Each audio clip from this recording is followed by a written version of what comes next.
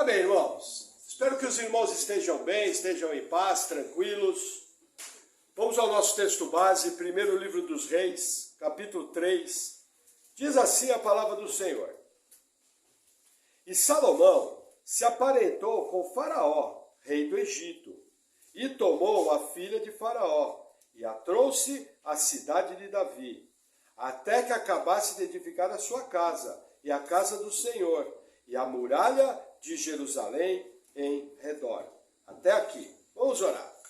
Senhor, obrigado por tua palavra. Eu oro em nome de Jesus te agradecendo.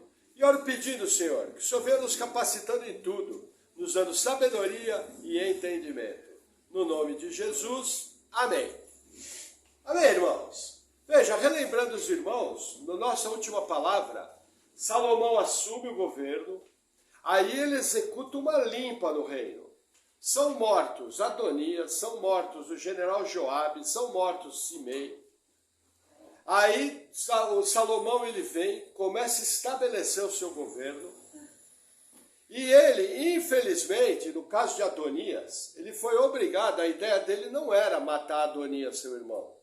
Mas quando Adonias pede a concubina de seu pai, isso aí foi uma atitude extremamente séria, que teve que ser punida com a morte. Porque ao requerer a concubina do pai, ele estaria automaticamente requerendo o reino. Mas passada essa página, Salomão se casa. E curiosamente ele se casa com uma mulher estrangeira. A Bíblia aqui, nessa passagem, ela não estabelece nenhum juízo sobre isso.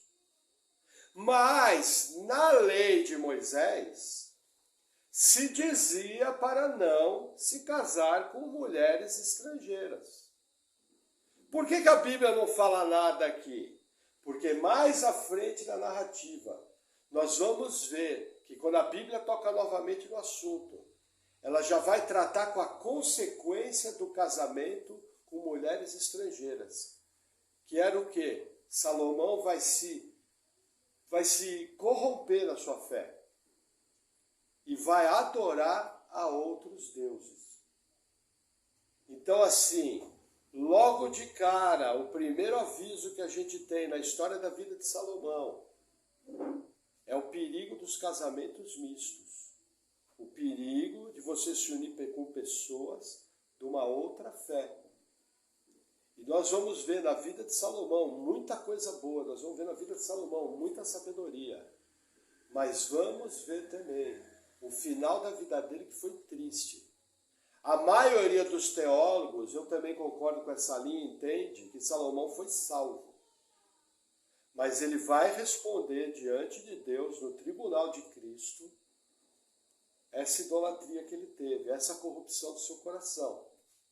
E a sua descendência também respondeu sobre isso. Porque a partir de Salomão, o reino vai ser dividido. E a raiz de Davi vai ficar com apenas duas tribos. A tribo de Judá e a tribo de Benjamim. E as outras 10 tribos vão ficar no reino do norte. Como consequência direta da idolatria e indireta desse casamento misto. O que Salomão está tentando fazer aqui? Está pegando uma das maiores nações da terra e transformando em sua aliada. Qual era a prática dos reis da antiguidade? Fazerem casamentos entre as famílias reais para aumentar o seu domínio e dessa maneira estabelecerem laços de paz. Então Salomão aqui, do ponto de vista humano, ele está agindo com muita sabedoria, veja. Ele estabelece um casamento com uma das potências da época, ao sul. Ele também começa a construir parte da muralha de Jerusalém, segurança militar. Ele também começa a edificar uma casa, mostrando a força dele como um rei. Os reis também eram avaliados por suas obras. Do ponto de vista humano, você vê que Salomão começa bem. Porém, do ponto de vista divino, o erro aqui é grosseiro. Ele comete um erro que vai ser imperdoável. Ele se casa com uma mulher estrangeira, que vai trazer muita consequência para ele. Mas a narrativa nos continua, versículo 2. Entretanto, o povo sacrificava sobre os altos, porque até aqueles dias ainda não se havia edificado casa ao nome do Senhor. E Salomão amava o Senhor, andando nos estatutos de Davi seu pai, somente que nos altos sacrificava e queimava incenso. O que é adoração nos altos? Veja, o templo não estava pronto. Então o que a Bíblia está dizendo aqui? Por concessão, Deus aceitava que se queimasse incenso nos altos. Mas queimar incenso nos altos era um tipo de adoração pagã. Mas curiosamente, na mesma passagem, a Bíblia mostra que Salomão amava o Senhor de todo o seu coração. Salomão era piedoso e ele obedecia à lei. Mas o que a Bíblia está querendo mostrar? Enquanto o templo não está pronto, Deus, como que por permissão, aceitava queimar incenso nos altos. Mas, assim que o templo ficou pronto, o que acontecia? A adoração tinha que ser feita no templo. Deixa ela sentadinha aí, tranquilo. Amém? Versículo 4. E foi o rei a Gibeon para lá sacrificar, porque aquele era o alto maior. 1000 holocaustos sacrificou Salomão naquele altar. E em Gibeon apareceu o Senhor a Salomão de noite em sonhos, e disse-lhe Deus: pede o que queres que eu te dê. E disse Salomão: de grande beneficência usaste tu com o teu servo Davi meu pai, como também ele andou contigo em verdade, em justiça e em retidão de coração, perante a tua face, e guardaste-lhe essa grande beneficência, e lhe deste um filho que se assentasse no seu trono, como se vê nesse dia. Agora, pois, ó Senhor meu Deus, tu fizeste reinar o teu servo em lugar de Davi meu pai, e sou apenas um menino pequeno, não sei como sair, nem como entrar. E teu servo está no meio do teu povo que elegeste, povo grande, que nem se pode contar, nem numerar pela sua multidão. A teu servo, pois, dá um coração entendido para julgar a seu povo, para que prudentemente discirna entre o bem e o mal, porque quem poderia julgar a esse teu tão grande povo? Até aqui. Veja que interessante. Salomão, para adorar a Deus, já como ele amava o Senhor, ele vai até Gideon, que é uma cidade longe de Jerusalém. E ele leva 1000 holocaustos. Imagina a logística, o trabalho que deu fazer 1000 holocaustos num alto. O que Salomão estava querendo dizer? Estava querendo dizer que na vida dele o Senhor era o primeiro. Só que o que Salomão não sabia é que Deus tinha um encontro marcado com ele. E através de sonhos, Deus faz a primeira aparição na vida de Salomão. Deus vai fazer 3 aparições. E aqui é a primeira. E Salomão aproveita a oportunidade para rasgar o verbo com Deus. Salomão já chega falando a verdade. Fala, olha, eu sou muito jovem, o povo é muito numeroso, a responsabilidade de governar é muito grande, eu não sei como fazer. Eu preciso que o Senhor me dê um coração entendido, para que eu possa ser um rei justo, para que eu possa guiar o povo. Salomão compreende a responsabilidade que é guiar o povo de Deus. Essa responsabilidade está até hoje nas costas dos pastores. Por isso que é tão sério você ser pastor de uma congregação, porque você está guiando o povo de Deus. E vai ser cobrado da mão do líder as atitudes sobre o povo. E Salomão sabia disso. E ele não perde a oportunidade. Agora, o que a gente aprende com ele? A humildade. Veja, ele reconheceu a sua pequenez. Ele reconheceu a sua incapacidade. E falou para Deus aquilo que ele precisava. De maneira simples, direto, sem onda e tranquilo. Da mesma forma, quando a gente ora, como a gente tem que fazer? De maneira simples, direta, humilde e tranquila. Acabou. Se Deus vai responder, o problema é dele. Nós fazemos as orações da maneira correta e ele responde segundo a sua vontade. E olha o que vai acontecer. Versículo 10. E essa palavra pareceu boa aos olhos do Senhor, de que Salomão pedisse isso. E disse-lhe Deus, porquanto pedisse isso, e não pediste para ti muitos dias, nem pediste para ti riquezas, nem pediste a vida dos teus inimigos, mas pediste para ti entendimento, para discernires o que é justo. Eis que fiz segundo as tuas palavras. Eis que te dei um coração tão sábio e entendido, que antes de ti igual não houve, e depois de ti igual não se levantará. E também até o que não pediste te dei, assim riquezas como glória, de modo que não haverá igual a ti entre os reis, pois todos os teus dias, e se andares nos meus caminhos, guardando os meus estatutos e os meus mandamentos, como mandou Davi teu pai, também prolongarei os teus dias. E acordou Salomão, e eis que era sonho, e indo a Jerusalém, pôs-se perante a arca da aliança do Senhor, e sacrificou o holocausto, e preparou sacrifícios pacíficos, e fez um banquete a todos os seus servos. Até aqui. Veja, Deus elogia a atitude de Salomão. Você não pediu muitos dias, você não pediu riqueza, você não pediu fama. E eu aprovo o que você pediu. Só que tem uma coisa, como você pediu certo, eu vou te dar mais do que você pediu. Quando eu estava preparando a palavra, isso me fez lembrar um versículo do Novo Testamento, que nós temos que seguir a rigor.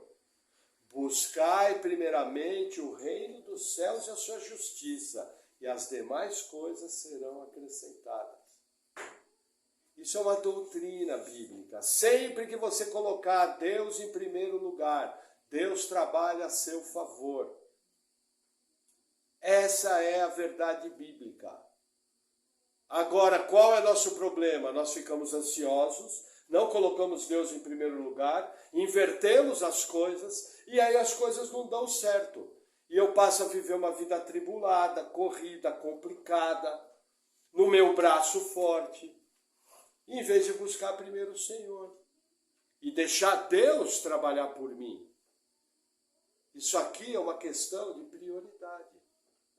Salomão fez isso. E olha que interessante, Deus falou que, olha, não haverá ninguém mais sábio. Eu imagino, na minha teologia, que o único homem que pisou no planeta mais sábio que Salomão foi o Deus homem Jesus Cristo. Só, mais ninguém. Salomão foi o mais sábio. E isso foi uma dádiva, isso foi um presente. O que eu lembro aqui? Quando Deus chama, Ele também vai providenciar as ferramentas para executar o chamado. Deus capacita os escolhidos. Isso é uma verdade bíblica que eu também não posso me esquecer. Amém? Vamos avançar mais um pouquinho, versículo 16. Então, vieram duas mulheres prostitutas ao rei, e se puseram perante ele. E disse-lhe uma das mulheres, ah, senhor meu, eu e essa mulher morávamos numa casa, e tive um filho, estando com ela naquela casa. E sucedeu que, ao terceiro dia, depois do meu quarto, teve um filho também essa mulher. Depois do meu parto, teve um filho também essa mulher. Estávamos juntas. Nenhum estranho estava conosco na casa. Somente nós duas naquela casa. E de noite morreu o filho dessa mulher, porquanto se deitara sobre ele. E levantou-se à meia-noite e tirou o meu filho do meu lado, enquanto dormia a tua serva, e o deitou no seu seio. E a seu filho morto deitou no meu seio. Levantando-me eu pela manhã, para dar de mamar a meu filho, eis que estava morto. Mas atentando pela manhã para ele, eis que não era meu filho, que eu havia tido. Então disse a outra mulher: não, mas o vivo é meu filho, e o teu filho morto. Porém essa disse: não, por certo, o morto é teu filho, e o meu filho vivo. Assim falaram perante o rei. Até aqui, veja. Salomão está diante de um problema. Ele não pediu sabedoria, não pediu entendimento. Logo de cara veio uma bucha para Salomão resolver.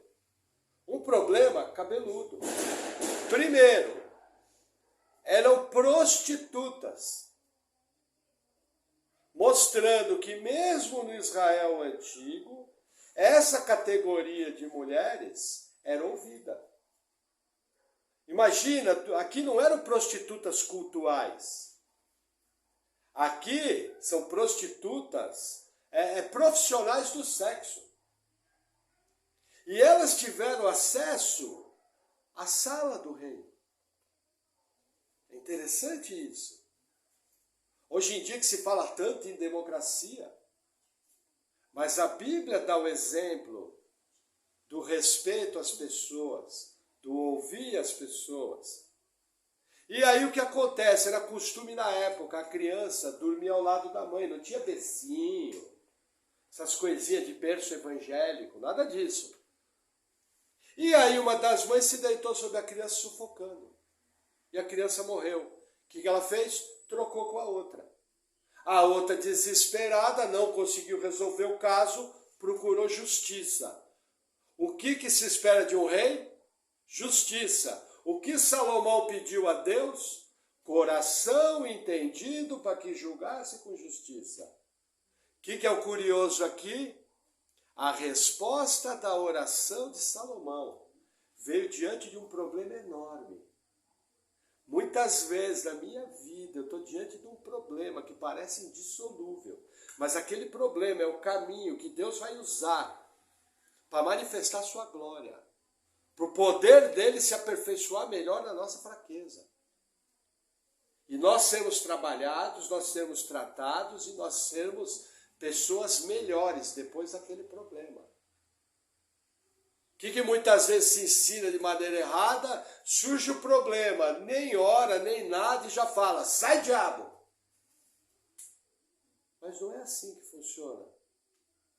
Na igreja primitiva, Estevão foi morto, um terrível problema. E Paulo começou a invadir as casas, para prender cristãos. Você fala, meu Deus, agora acabou. O povo foge, o que aconteceu? A palavra começa a ser pregada fora da Judéia. O que era um problema culminou na salvação dos gentios. Se fosse sai diabo, ficava todo mundo em Jerusalém. E o evangelho não era pregado. Percebem? Muitas vezes as respostas da sua oração vão vir através de problemas, que depois de solucionados, você vai ver a mão de Deus naquilo. Amém? Mas vamos ver o que Salomão vai fazer. Os irmãos já sabem, mas é uma delícia ler essa passagem. Versículo 23. Então disse o rei, esta diz, este que vive é meu filho, e teu filho morto. E essa outra diz, não por certo, o morto é teu filho, e o meu filho, o vivo. Disse mais o rei, trazei-me uma espada. E trouxeram uma espada diante do rei. E disse o rei, dividi em duas partes o menino vivo, e dai a metade a uma, e metade a outra. Mas a mulher, cujo filho era vivo, falou ao rei, porque as suas entranhas se enterneceram por seu filho, e disse, ah, senhor meu, dai-lhe o menino vivo, e de modo nenhum o mateis. Porém a outra dizia, nem teu, nem meu seja, dividiu. Então respondeu o rei e disse, dai a esta o menino vivo, e de maneira nenhuma o mateis, porque essa é sua mãe. E todo Israel ouviu o juízo que havia dado o rei, e temeu ao rei, porque viram que havia nele a sabedoria de Deus, para fazer justiça. Até aqui, Salomão, de maneira espetacular, Eu imagino que aqui foi uma palavra de sabedoria, que o Novo Testamento fala desse dom. Foi uma coisa especial para aquele momento. Falou, vamos dividir a criança. Imediatamente a mãe falou, não, fica com ela. Porque nenhuma mãe quer ver o filho morto. E a outra se entregou. Não, verdade, meio a meio. Entendeu? E aí o que acontece? Aquilo mostrou, o povo entendeu que havia sabedoria divina em Salomão.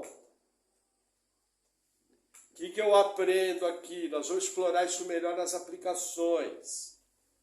Mas vai um pitaco. Quando as pessoas olham para a sua vida, elas veem em algum momento sinais dessa unção de Deus na área da sabedoria.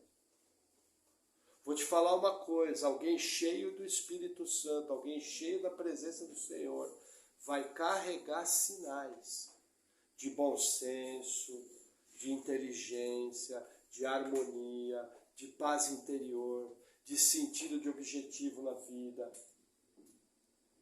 Hoje em dia se fala muito em ser cheio do Espírito Santo, e aí eles confundem isso com cair para trás, dar pirueta, ficar imitando cachorro. Ser cheio do Espírito Santo. Você quer saber o quanto você é cheio do Espírito Santo? É o quanto o Espírito Santo controla a sua vida. Quanto mais cheio do Espírito Santo, mais controle o Espírito Santo tem sobre você. E ele passa a ser Senhor pleno da sua vida, das suas atitudes. Ah, pastor, mas e os dons? Veja, os dons são plenitude do Espírito, conforme a vontade de Deus, para proveito e edificação da igreja. É outro assunto. Não pode confundir as duas coisas. Entendeu? São importantes? São. Mas o meu objetivo deveria ser buscar ser cheio do Senhor e Ele controlar minha vida. Amém? Vamos lá, seguindo. Capítulo 4. Assim foi Salomão rei sobre todo Israel. E estes eram os príncipes que tinha: Azarias, filho de Zadok, sacerdote; Eliorefe e Aías, filho de Cisã, secretários; Jeosafá, filho de Ailude, cronista; Benaia, filho de Joiada, sobre o exército; e Zadok e Abiatar eram sacerdotes; e Azarias, filho de Natã, sobre os provedores; e Zabude, filho de Natã, oficial mor, amigo do rei; e Aizar, mordomo; Adonirão, filho de Abidá, sobre o tributo. Vamos fazer uma pausa aqui. Veja, esse trecho da Bíblia vai ter uma série de nomes. Alguns que nós só vamos ver aqui. Nós vamos ler, nós vamos ver os nomes, porque a palavra de Deus é para ser citada. Mas o ponto aqui é o seguinte, o que o texto está querendo nos mostrar, Salomão está organizando o seu governo. Está se cercando de pessoas capacitadas, mas olha quem ele envolve aqui. Ele envolve os filhos de Zadok, ele envolve os filhos de Natã, o profeta, e ele se cerca daqueles que o apoiaram quando ele foi assentado no trono. A cúpula do governo de Salomão é apenas de homens de confiança. O que nós aprendemos aqui? Gente, naquele círculo íntimo de amizade sua, só pode entrar quem é de extrema confiança. Você não pode ficar abrindo sua vida, você não pode ficar expondo sua vida para qualquer um. Somente para pessoas que você tem certeza que querem o seu bem. Isso é muito importante, é o que Salomão está fazendo aqui. A Bíblia nos fala de esferas de relacionamento. Talvez aqui a principal. Amém? Vamos avançar mais um pouco. Agora a leitura é um pouco longa, mas os irmãos tenham paciência. Versículo 7. E tinha Salomão 12 oficiais sobre todo Israel, que proviam o rei e a sua casa, e cada um tinha que abastecê-lo por um mês do ano.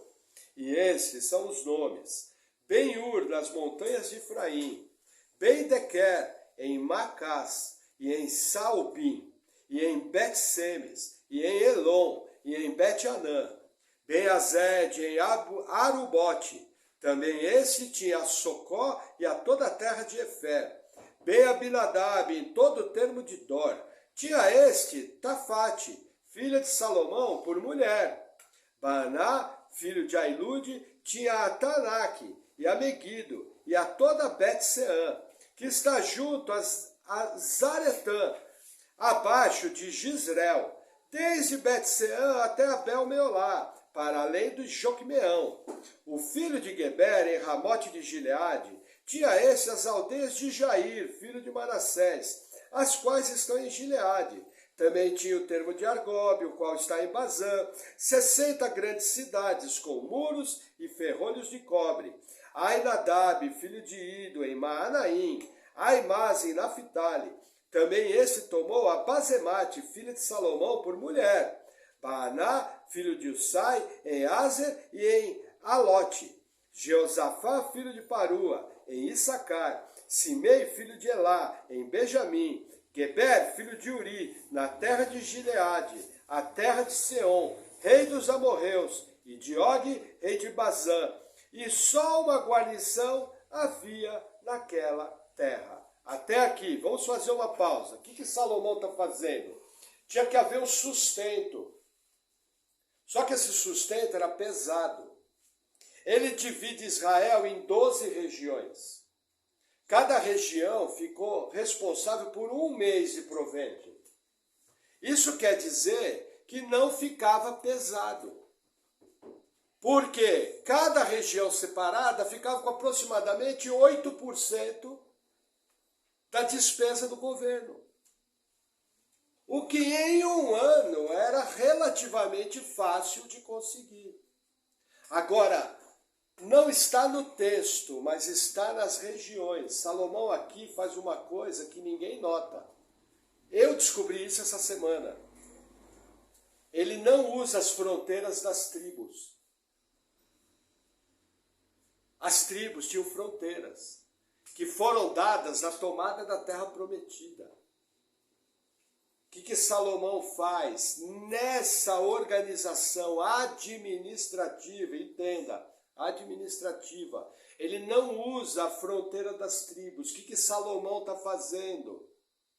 Está tentando, como seu pai Davi, manter a unidade de Israel.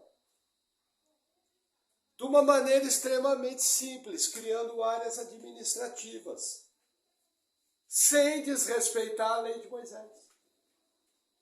A gente percebe a sabedoria de Salomão se manifestando. Ninguém reclamou. Essa região aqui, vocês vão cuidar um mês. Um mês a gente encara, 11 são nossos. Ficou tudo bem, ficou tranquilo. Se vocês lembrarem, para construir o templo, Salomão vai ter que apertar o povo com impostos. E aí quando ele morre, Roboão, seu filho, vai entrar. Qual é a reclamação do povo? O imposto está muito alto. E aí o reino se divide. Havia esse perigo. As tribos tinham uma identidade muito única. Salomão está fazendo uma relação entre elas. E a narrativa continua, versículo 20. Eram, pois, os filhos de Judá e Israel muitos, como a areia que está junto ao mar, em multidão, comendo e bebendo e alegrando-se. E dominava Salomão sobre todos os reinos, desde o rio até a terra dos filisteus, e até o termo do Egito, os quais traziam presentes, e serviram a Salomão todos os dias da sua vida. Era, pois, o provimento de Salomão cada dia 30 coros de flor de farinha e 60 coros de farinha, 10 bois cevados, 20 bois de pasto, 100 carneiros, afora os veados, as cabras montesas e os corços e as aves cevadas, porque dominava sobre tudo quanto havia do lado de cá do rio, Tifes até Gaza, sobre todos os reis do lado de cá do rio, e tinha paz de todos os lados em redor dele. E Judá e Israel habitavam seguros, cada um debaixo da sua videira e debaixo da sua figueira, desde Dan até Berseba, todos os dias de Salomão. Tinha também Salomão 40.000 estribarias de cavalos para os seus carros e 12.000 cavaleiros, Proviam, pois, esses provedores, cada um no seu mês, ao rei Salomão e a todos quantos se chegaram à mesa do rei Salomão. Coisa nenhuma deixavam faltar, e traziam a cevada e a palha para os cavalos e para os guinetes, para o lugar onde estava, cada um segundo o seu cargo. Até aqui. O que acontece? O texto aqui está querendo mostrar o tamanho do rei Salomão, do reino de Salomão. Qual é a importância desse texto? Existe uma linha teológica que diz que o reino prometido a Davi, na aliança davídica, se cumpriu aqui. Essa linha teológica defende isso. Por exemplo, nomes como Paulo Júnior, Augusto Nicodemos, Hernandes Dias Lopes são dessa linha. É a chamada linha aliancista. Acha que essa profecia do reino davídico se cumpriu em Salomão. Nós somos de uma outra linha. A linha chamada dispensacionalista. E nós interpretamos a Bíblia ao pé da letra. Quando nós vemos os territórios mostrados aqui, falta. Não são exatamente o que Deus proporcionou na aliança davídica. Então, o que nós entendemos? No futuro, após o Armagedon, Jesus vai vir, vai estabelecer um reino, cuja capital terrena vai ser Jerusalém, e esse reino aqui vai ser estabelecido. E a aliança de Davi vai se cumprir em Jesus Cristo no futuro. Nós cremos que Jesus vai vir e vai reinar 1000 anos. Esses irmãos que creem diferente não acham que vai haver reino de 1000 anos. A gente respeita, eles fazem o trabalho deles, mas nós seguimos dentro da nossa teologia. Por quê? Uma série de textos do Antigo Testamento não se cumpriu. E nós somos igreja. Deus só tem um povo, mas ele é formado por judeus e por gentios. E em Cristo nós somos um só. Então tem várias promessas que ainda vão se cumprir. Amém?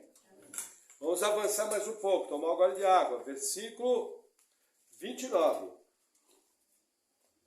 E deu Deus a Salomão sabedoria, e muitíssimo entendimento, e largueza de coração, como a areia que está na praia do mar. E era a sabedoria de Salomão maior do que a sabedoria de todos os do Oriente, e do que toda a sabedoria dos egípcios. E era ele ainda mais sábio do que todos os homens, e do que Etã, Ezraíta, e Emã, e Cacol, e Dardã, filhos de Maol. E correu o seu nome por todas as nações de redor.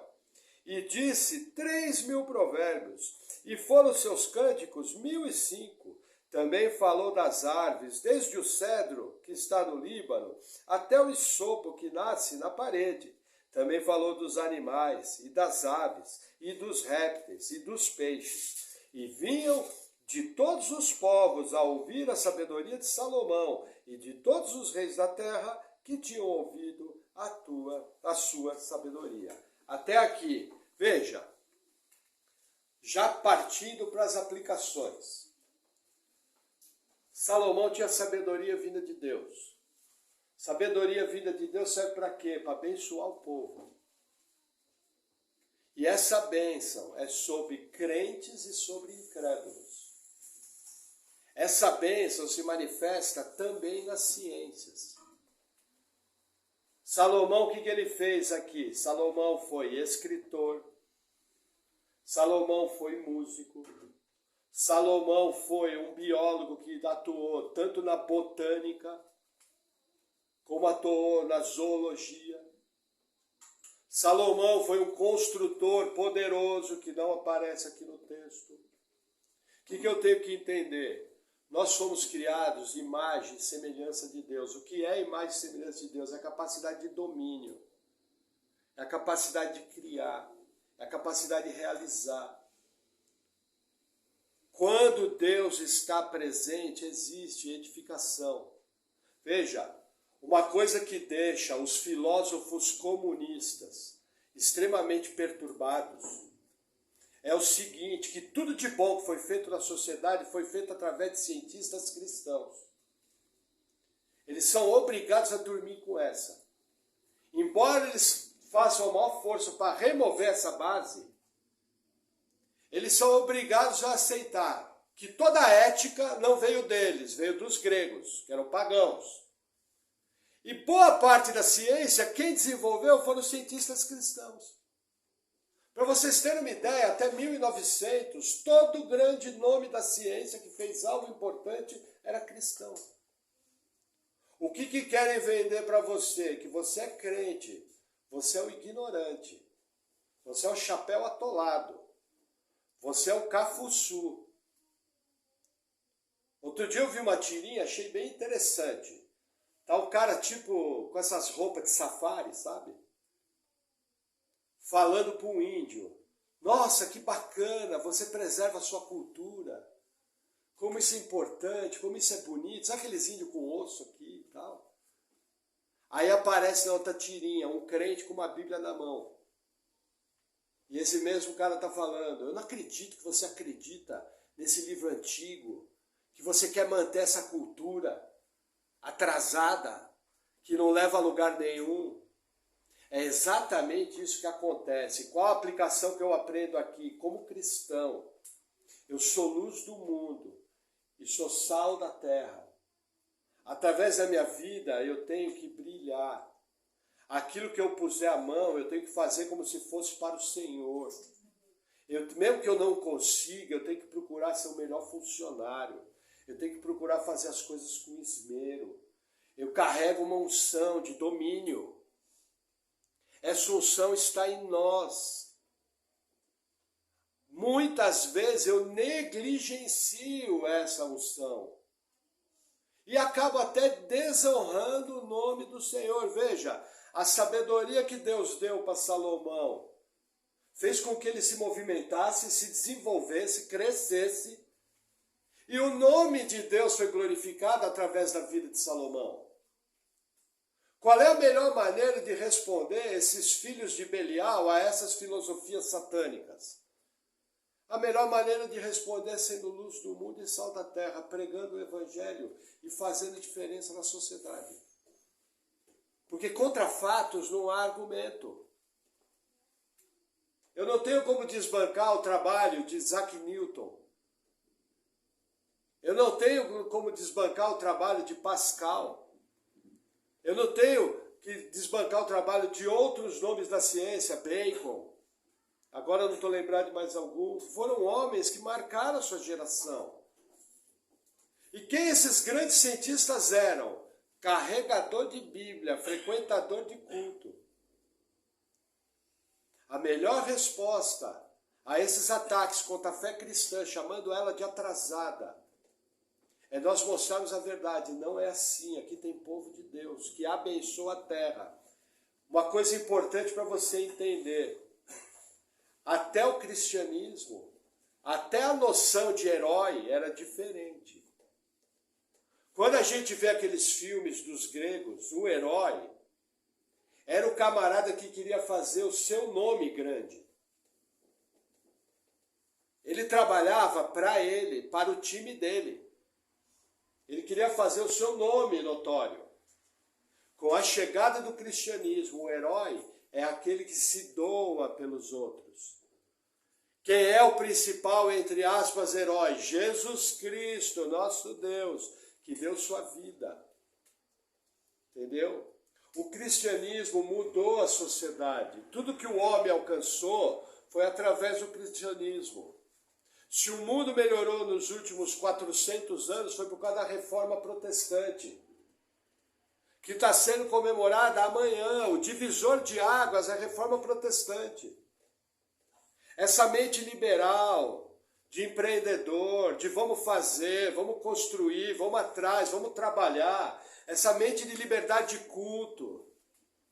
Essa mente de respeito às minorias. Para vocês terem uma ideia, quando um judeu chegava num país de outra fé, era morto. Quando ele chegava no país protestante, ele podia viver.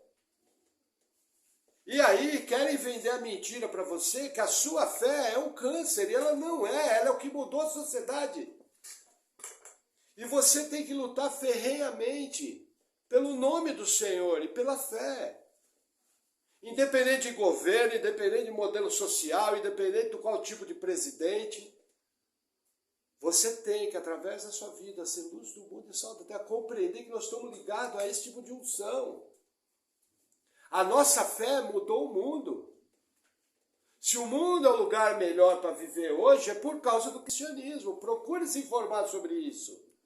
Para você entender do que você faz parte. Muitas vezes nós esquecemos disso. Infelizmente, muitos cristãos estão indo para a igreja apenas pelo bem-estar pessoal. E não deveria ser assim. Eu quando cruzo com gente anticristã, eu nem perco mais meu tempo com argumento. Eu só oro, eu sigo a minha vida, fazendo a minha parte. Problema dele. Ele que se vira, o Senhor é o meu Senhor. É Ele que está à minha frente. É Ele que me guarda. Amém? Vamos seguir mais um pouquinho, outras aplicações. Veja, a importância de pedir sabedoria a Deus. Veja, para tudo que você vai fazer na vida, tem que pedir sabedoria a Deus. Para tudo que você vai fazer na vida, você precisa ser capacitado. Amém? Irmãos, não se estranhem com fogos, viu? Tudo que tiver que ser, vai ser decretado. Já foi decretado pelo Senhor. E mais? Aqui eu vou tocar de novo. Você é conhecido como alguém sábio em Deus? Isso aqui é uma coisa que nós devemos buscar. Pastor, eu sou muito novo. Aí você fala, bom, eu até entendo, mas você não vai morrer novo. Você tem uma vida pela frente. Eu pergunto, se você já tem a diferença, a vida eterna para Deus, não tem diferença nenhuma. Assim que você morrer, está com Ele. Sua salvação já é um fato. Por que Deus está te mantendo vivo? Simples, para cumprir aquilo que você foi salvo, glorificar a Deus. O motivo pelo qual você foi salvo foi glorificar a Deus. Como você glorifica a Deus? Com sabedoria, sendo alguém sábio, sendo alguém que reflete a sabedoria divina. Percebe? Temos que buscar isso nas nossas famílias, no nosso trabalho. As pessoas têm que olhar para nós como luz do mundo.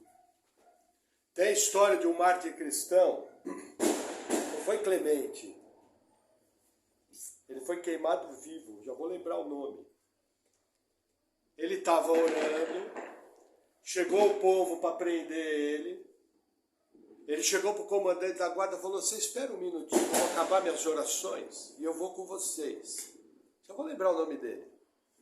Aí ele virou para a esposa e falou, serve comida para todo mundo. Aí ele entrou dentro do quarto, acabou as orações, ele voltou, se entregou e falou, vamos. Aí o juiz olhou para a cara dele e falou, olha, é simples, eu não quero te matar, eu não quero fazer nada de errado. Única coisa, queime incenso para o imperador. E você vai para casa. Aí ele chegou e falou, veja, eu não posso fazer isso. Aí o juiz falou, mas por que você não pode? Tem dó de você mesmo.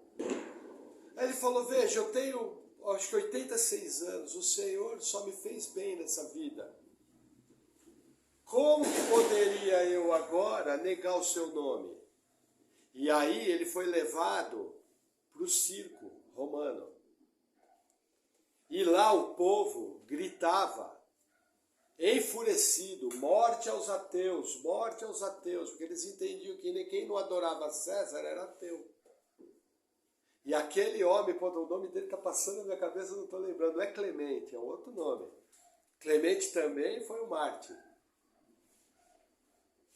Tentaram apelar para ele, volta atrás. Ele chegou para os algozes e falou, olha, apresse com a lenha, porque eu estou indo encontrar com meu Deus. E até o juiz ficou admirado com o testemunho daquele homem, que era um poço de sabedoria, um poço de testemunho. Mataram ele? Mataram, mas ele viveu a vida farta. E nós vamos estar com ele na eternidade. E vamos ver o tamanho do galardão que ele vai ter. Agora a pergunta é, imaginem, daqui a 30 anos, eu, por exemplo, o irmão João, não temos esse tempo, talvez. Se Deus der 30 anos para a gente, nós vamos estar bem acabados, né, João? Vamos estar no bico do corvo, né? Mas a gente imagina, para 10, 20 anos, vocês são mais novos, pela graça de Deus. Imagina você ser aquele porto seguro, aquele porto de sabedoria. Alguém que os netos, quando estão com uma crise, os sobrinhos, quando estão com uma crise, as pessoas, quando estão com uma crise, elas querem te buscar. Porque sabe que você tem uma palavra temperada, sabe que você tem uma palavra de Deus. Sabe que você é alguém que faz orações e é íntimo do Senhor. Esse é o nosso alvo. É isso que nós temos que buscar. Independente de qualquer coisa, buscar a sabedoria do Senhor para ser luz do mundo, para ser uma referência. Gente, o mundo está maluco. Os irmãos sabem que eu amo fazer trilha. Vocês têm que ver as pessoas que às vezes a gente cruza. Gente sem noção, gente perdido, gente acreditando em filosofia demoníaca, achando que está certo. Pessoas parecem os monstros. Você não tem nem o que falar. Porque as pessoas estão perdidas, sem referência. Perderam o senso. Mas nós não somos assim, nós somos luz do mundo e sal da terra. Aí você vai falar, pastor, mas bacana isso aí que o pastor está falando, mas eu sou uma encrenca, bem-vindo ao clube, eu sou o chefe do sindicato. A diferença é que eu sou encrenca há mais tempo que você. Mas nós dois precisamos da graça de Deus e da sabedoria de Deus, senão a gente não faz. Mas tem que buscar, tem que ter um coração sincero. Há que fazer a sua parte. Amém? O que mais que eu coloquei aqui? Veja, Salomão assumiu o poder. Primeira coisa que ele fez, organizou. O que a gente aprende com Salomão? O básico, a importância de uma vida organizada. O que o mundo quer vender para você? Empurra a vida com a barriga. O que a Bíblia nos mostra em todas as linhas? Um Deus organizado. Para todo lugar que você olha a criação, você vê marcas de Deus. Tudo funciona de uma maneira perfeita, sem ninguém colocar a mão. É tudo incrível. Quanto mais você estuda a ciência, mais você vê Deus nas coisas. Marcas de Deus na criação. E aí o seu povo, no qual o Deus habita, Espírito Santo, vai viver de uma vida maluca, desorganizada. Camarada não tem hora para acordar, não tem limite nas suas contas, não cumpre a sua palavra, não tem compromisso correto com Deus de ir para a igreja, não tem um compromisso correto com Deus de orar, não lê a Bíblia, empurra com a barriga.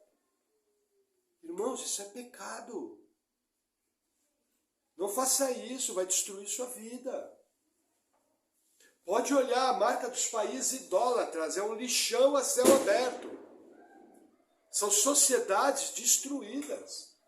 Vai ver a beira do rio Ganges na Índia.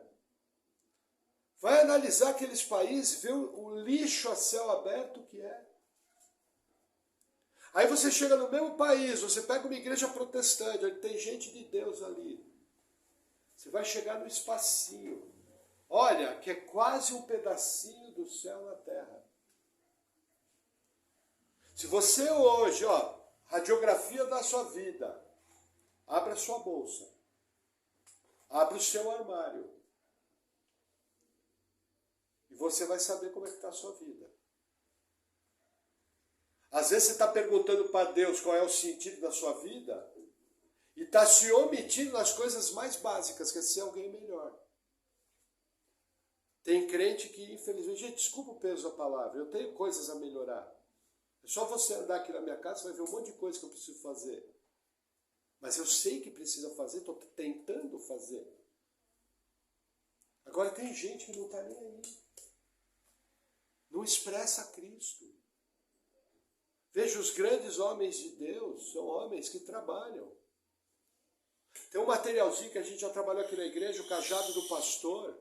Eles falavam, ó, quando você escolher um missionário numa vila, pega a pessoa que mais trabalha. Que esse camarada vai dar conta do serviço de Deus. E ainda vai fazer o dele. Nossa, quando eu vi aqui, eu falei, é verdade. Gente que trabalha, gente que é compromissada, gente que ama o certo, gente que tenta fazer o melhor. Gente que tenta se desenvolver. Entendeu? Temos que buscar ter uma vida organizada. Sabe por que às vezes você perde culto da igreja? Porque muitas vezes está mal organizado. Sabe por que você deixa de ler a Bíblia? Porque você está gerenciando mal o seu tempo. Ah, o pastor não conhece a minha vida. Então vamos responder a primeira pergunta. Você está buscando primeiramente o reino dos céus e a sua justiça? Ah, pastor, não. Então, irmão, peraí que a gente não tem nem como começar a conversa. Se Deus realmente não é o primeiro na sua vida não vai ser um brinco. Desculpe falar isso dessa maneira assim, pode até ofender, não fique ofendido. Estou fazendo isso porque eu sou seu pastor, eu quero o seu bem. A sua vida tem que buscar ser o mais organizado, o mais correto, tempo para tudo. Tempo para o trabalho, tempo para Deus, tempo para a família, tempo para o casamento, tempo para cuidar da saúde. Tem gente que nem no médico vai. Está errado. Sabe? Uma vida maluca, empurrando com a barriga. Vai perder seu tempo. Porque veja, ó, essa última 1 hora que passou, nunca mais volta. Eu lembro uma vez, pastor Silas Malafaia, veja, tem coisas teologicamente que eu não concordo com Silas. Mas ele fala muita coisa correta. E eu lembro de uma palavra dele que era o seguinte: tempo, o único recurso não renovável. E ele estava certo, que ele mostrava que eu não tenho mais o tempo que passou. E às vezes eu estou perdendo meu tempo com besteira.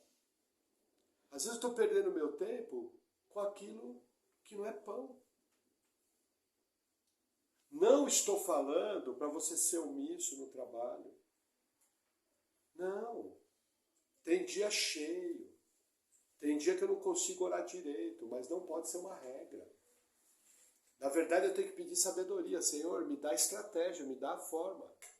A vida é corrida. E aí, buscando a Deus, Deus vai entrando na sua vida, você vai se tornando cheio do Espírito Santo e vai administrando melhor. Amém? O que mais que eu marquei aqui? Gente, você se cerca com pessoas sábias e de Deus? Ou só tem tranqueira em volta de você? Você só anda com gente que só empurra a sua vida para baixo. Ah, pastor, não tenha pastor, pô. Paulo é claro, 1 Coríntios, as más conversações corrompem os bons costumes. Fica andando só com gente tola, fica andando só com gente que não é de Deus, a sua mentalidade vai se transformar numa mentalidade tola. Quando você vai ver, você está falando as mesmas besteiras que o pessoal está falando do seu lado. Gente, quer crescer na vida? Tem que se dedicar. Eu tenho uma mania, a gente não quer, é desconfortável falar de si mesmo, porque eu sou um poço de pecado, eu tenho um monte de imperfeição, é só olhar a pintura da minha casa em volta. Entendeu? Eu tenho essas imperfeições. Mas tenho notado nos últimos anos um caminho que Deus tem me mostrado que tem facilitado algumas coisas. Quando eu quero fazer algo, eu vou lá e me dedico àquilo, estudo, procuro fontes, procuro pessoas sábias, procuro pessoas que saibam fazer. Ouço um, ouço outro, ouço outro. 70% do que falam, eu não consigo ouvir. É blá, blá, blá, blá, blá, blá. Sabe quando o cara fala? Teu cérebro está vazio lá dentro, você está ouvindo o cara falar, metade você não ouviu. Que nem agora. O pastor está falando. Tem hora que é assim, não é? Mas você aprende alguma coisa. Porque a Bíblia fala, na multidão de conselhos habita a sabedoria. Você tem que procurar andar com gente melhor, você tem que procurar andar com gente que busca Deus. Você tem que ter suas fontes que vão te melhorar. Você não pode simplesmente passar essa vida sem ser mudado.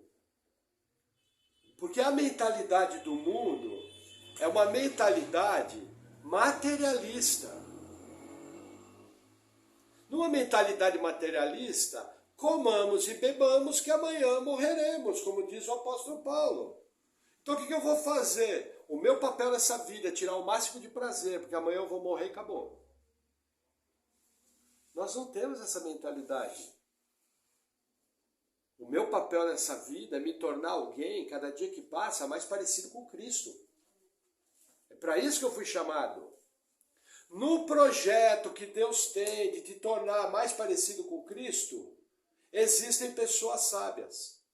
E vou te dar uma fórmula aqui, orientação pastoral. Praticamente todos os dias eu gasto ali, mando um videozinho de uns 4, 5 minutos. A minha expectativa é que vocês ouçam, sabe por quê? Porque eu quero edificar a vida de vocês. Eu quero poupar vocês de sofrimento, eu quero poupar vocês do erro. Veja, as crianças fazem um devocional que leva muito mais tempo e muitas vezes você não está dando exemplo. Gente, 5 minutos. Existem pérolas que eu mando ali de homens sábios, cheios do Espírito Santo, que nos abençoam. Eu não estou ali para mandar para ser bacana, eu estou ali porque eu tenho a responsabilidade de ser seu pastor e de fazer sua vida melhorar. Qual é a expectativa que eu tenho? Que você veja. Para quê? Para poupar sofrimento. E aí eu chego aqui no culto e pergunto, quem viu a tirinha? 2 mãos levanta. Gente, brincadeira. Gente, isso é pecado. Quando você resolveu congregar nessa igreja, você entregou a responsabilidade da sua vida espiritual na minha mão. É uma via de mão dupla. Você precisa fazer sua parte. Quero ver se você começa a dedicar, veja, buscar primeiramente ao reino dos céus. Concorda, quer ouvir uma palavrinha de Deus? Vocês viram que eu dividi, né? No grupo da igreja eu só boto coisa bíblica. O que eu boto no Igreja Batista Páscoa eu não ponho no outro grupo. Não misturo mais. O outro grupo é informação extra-bíblica, um monte de coisa fora. Entendeu? Mas eu espero esse outro grupo, nem cobro o que vejo. Acho que é bom porque tem informações que eu gostaria de saber. Mas principalmente aquela tirinha que chega no grupo da igreja na hora do almoço, põe ela para ouvir. São homens sábios, homens de Deus, que vão abençoar a sua vida. Comece a fazer isso. Crie esse bom hábito.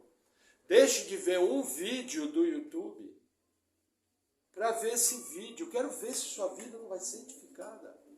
Porque na multidão de conselhos habita a sabedoria. É uma maneira de você se cercar de conselhos sábios. Se você acha o seu pastor sábio, você deveria seguir a orientação dele. Se a orientação dele não é importante, é porque ele não é sábio. Se ele não é sábio, não serve para ser seu pastor, você está perdendo seu tempo. Deveria procurar um pastor que inspirasse mais a sua vida. Mas pelo menos cresce. Nós não podemos perder tempo. Sabrina me conhece há 11 anos, João me conhece há 25. E eu tenho espelho em casa. Estou ficando velho, a vida está indo, nós não sabemos nem se vamos acordar amanhã. Entendeu? E como você está gastando sua única vida aqui na Terra? Sabe? Parar para pensar. Ó, vai ter o resultado da eleição, importa, mas não é nada perto do que eu estou falando agora. Porque o que eu estou falando agora tem consequências eternas. Quem é o Deus que controla reis, estabelece reis e retira reis, é o nosso Deus, o qual eu sou filho. Está tudo debaixo da soberania dele, é ele que garante o nosso bem-estar. Não é governo humano. Temos nossas preferências, sim, mas a nossa expectativa está em Deus. Para pensar no que eu estou falando, gente. Ó, vai na minha que você brilha. Se você perder lá 5, 10 minutos por dia, você vai aprender coisas que vão facilitar a sua vida. E vão dar um outro sentido para a sua vida. E você vai sofrer menos. Não entra nesse furacão da vida moderna. Isso aí é loucura. Isso aí não é vida. Querem jogar você num turbilhão. Os camaradas querem dizer que vida é você ficar 4 horas por dia num ônibus, entendeu? Trabalhar 12 horas, dormir 6, se alimentar mal e nem ainda ganhar direito. Quero te vender essa ideia. Não, você é empoderado. Não sei em quê. Percebe? Não entra nessa loucura do mundo. Fuja disso. Amém? E aí, para encerrar, olha que interessante, olha o perigo aqui. Salomão tinha sabedoria divina, certo? A Bíblia fala. Mas a sabedoria humana dele levou ele a desobedecer a Deus. E casar com mulheres estrangeiras. E corromper o seu ministério. Veja. O novo homem em Cristo batalha uma batalha interior contra o velho homem. O espírito milita contra a carne milita contra o espírito, que são opostos entre si.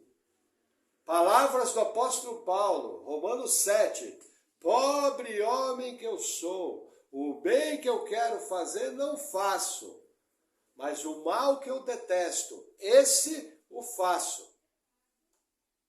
Porque existe uma guerra interior.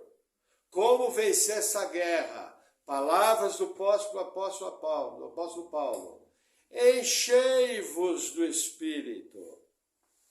Com salmos, cânticos espirituais, aí congregar, leitura bíblica. Veja, Deus te deu o Espírito Santo como selo da promessa.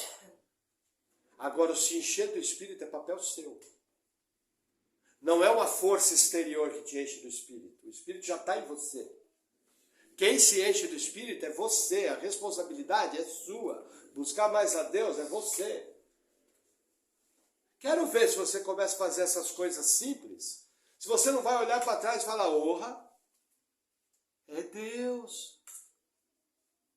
E se você não vai começar a ter muito mais discernimento, muito mais sabedoria, os seus dias vão funcionar melhor, a sua prática de vida vai funcionar melhor, a sua família vai andar melhor.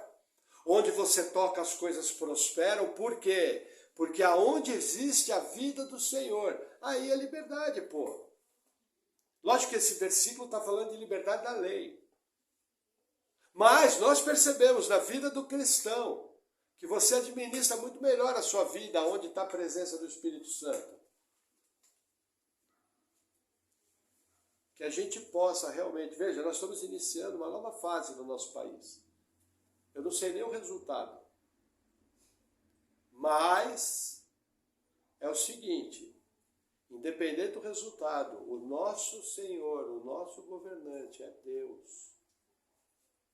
E não existe homem que vai fazer nada contrário à vontade de Deus.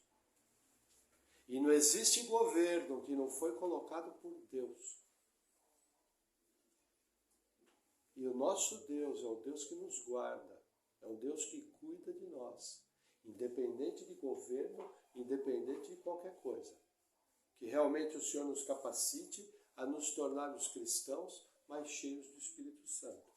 Amém? Vamos orar.